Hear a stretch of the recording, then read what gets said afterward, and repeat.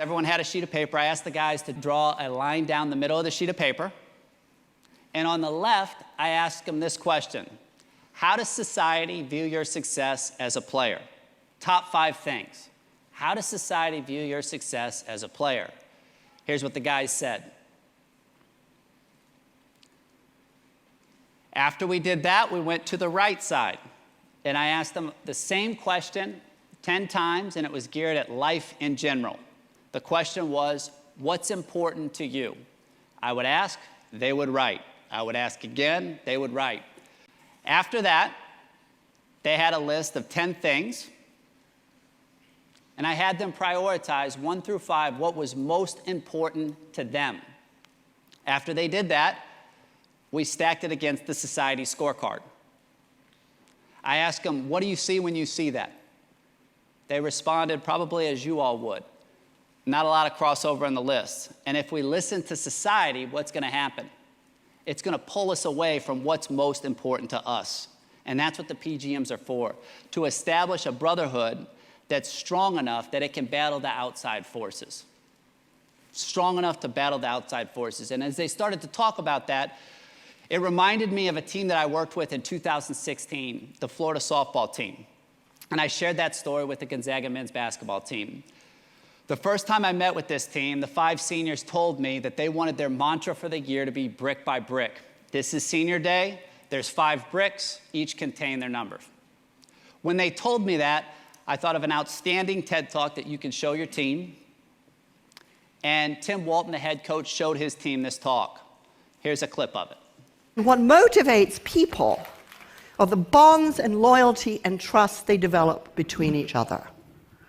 What matters is the mortar, not just the bricks. And at the time they watched that video, ESPN interviewed Kirstie Merritt. And they asked her, what does this team need to do to three-peat? Here was her answer. For Florida to win another national championship, we have to unite. So we combined the ideas, and every time they left the facility, that was the message that they saw. And Tim did everything to build on that message. And one of the things that he did was he gave everyone a brick. And on one side of the brick, they wrote their name. On the other, they wrote one word that they were going to bring to the team. After everyone did that, they shared why they picked the word that they chose. And because the team really cared, it was a really emotional moment. After everyone shared the words that they chose, Tim asked the team to build a wall. That's what you're seeing in this picture. As soon as they got done building the wall, Tim had a senior come up, and he asked her to push over the wall. She's a little emotional. Again, it mattered to them. She's also a little confused. So Tim comes up and helps her. And the idea was, when we get knocked down, do we separate? When we get knocked down, do we separate? That's what Tim asked, and then everyone grabbed their bricks. They then built the wall a second time. And that was really symbolic for Gonzaga because they had climbed to number 1, and they got knocked down. And they were then going to rebuild for the second time. So Tim called every brickie, that's what they call the bricklayers in Gainesville, and they learned how to make mortar. And the team built the wall a second time using mortar. And there was some sophistication on how they built the wall. All the seniors put their bricks on the very top because they were the most invested in the program, and they had the most to lose. After they built the wall, that stayed in the locker room as a visual cue that when we get knocked down, we don't separate. Our mortar connects us. We don't separate. And again, Tim was doing everything he could to build on that message. So this is what he did to build on that message and prepare them for the postseason to get them ready to play.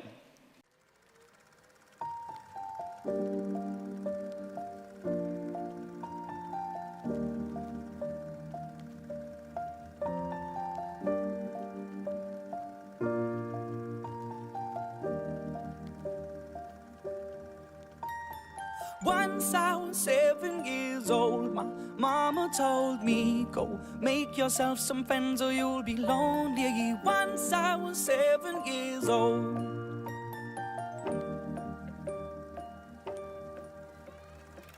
It was a big, big world, but we thought we were bigger.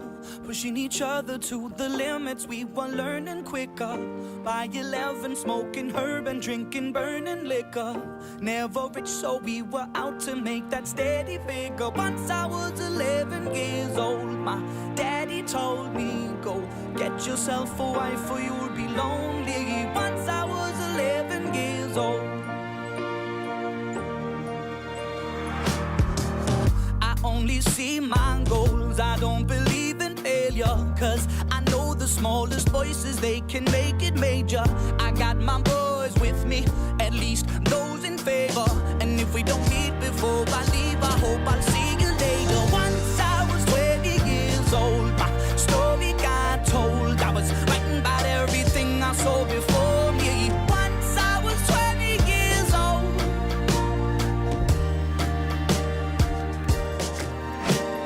Soon we'll be 30 years old. Our songs have been sold. We've traveled around the world and we're still roaming. Soon we'll be 30 years old.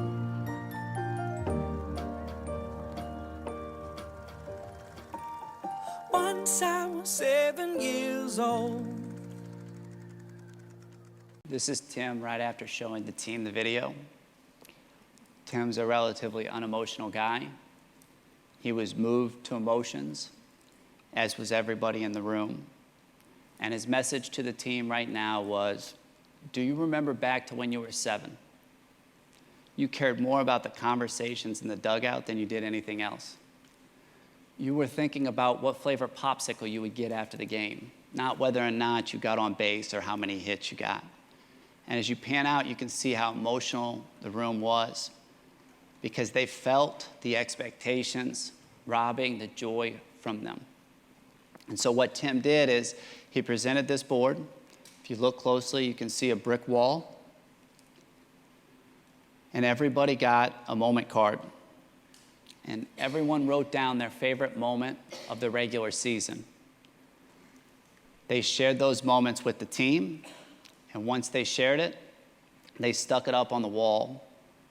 And at the end, what you had was a wall full of moments that bonded them together. Now, what we're going to do is we're going to fast forward to the last play of their season. This is the situation. All Florida needs to do is get one out, and they'll regain momentum. But this happens. 0-2. Hit hard to center. Merritt to the warning track. It's gone. Georgia is headed to the World Series in Oklahoma City.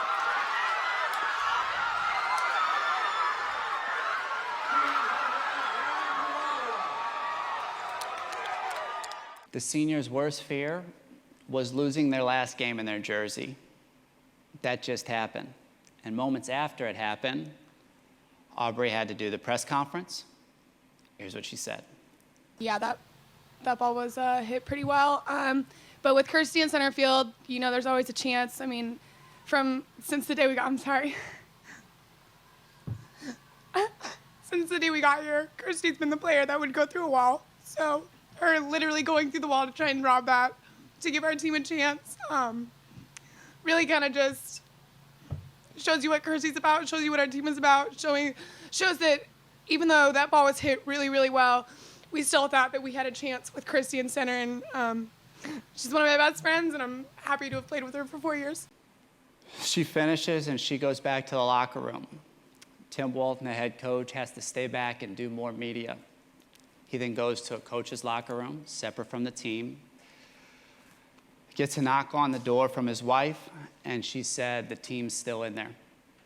They didn't want to leave because they knew that when they exited, that would be the last time they'd be a team together. So Tim goes back into the locker room. They share their final thoughts, and they have one last break. And when they break, they say family. And they redefine what that word meant.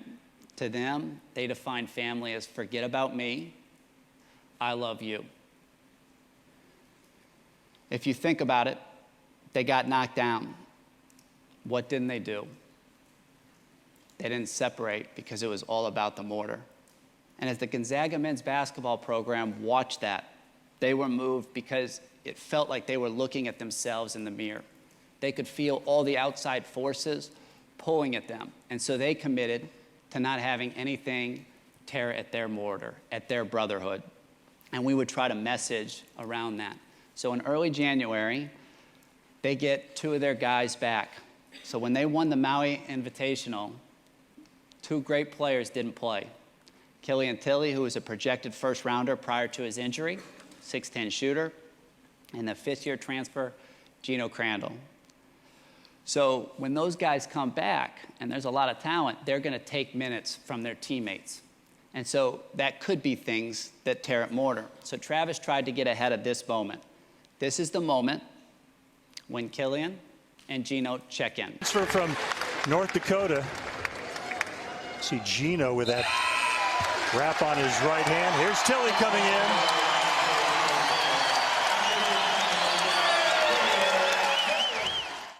So what happens? Standing ovation from the crowd. So imagine being the player that's being subbed out. That's the stuff that can tear at mortar, right? And so we attacked that.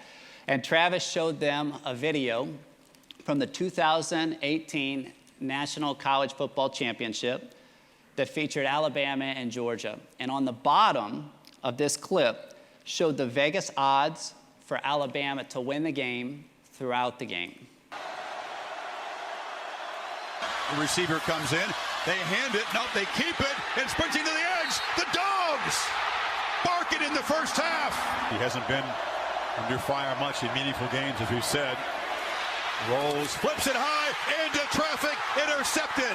DeAndre Baker made the young fellow. Tagovailoa, plenty of time, surveying the field, fires end zone, touchdown! Calvin Ridley finally makes an impact.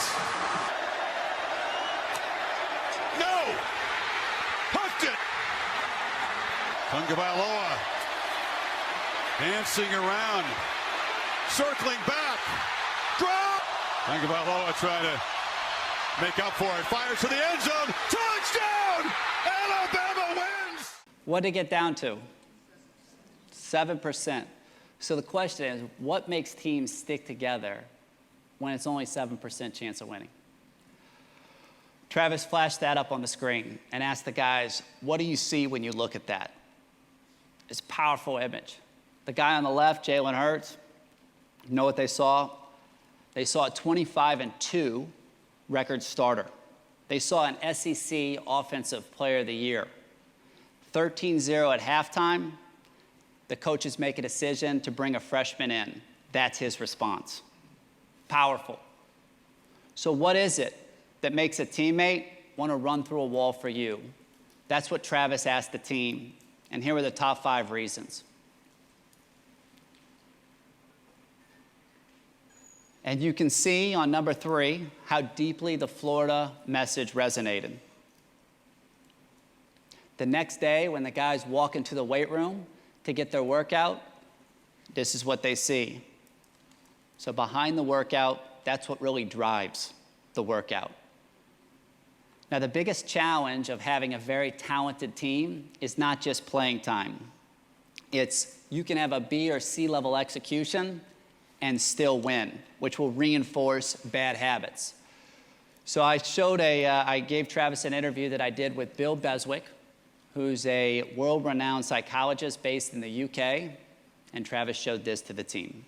A situation set up in a medical school where people training to be surgeons had to take their final examination, a 3-hour examination. But the professor came into the room and, to the surprise of all the students, offered them the opportunity for a B grade without taking the examination. And all the class, apart from 2, stood up and left and went for a beer, hopefully, and celebrated, because all they needed was a B grade to pass their finals. So they were clear, they were surgeons, they were professionals.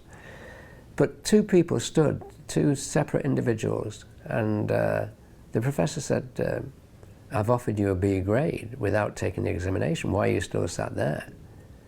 And the answer for one of them is, I can never forget it, is that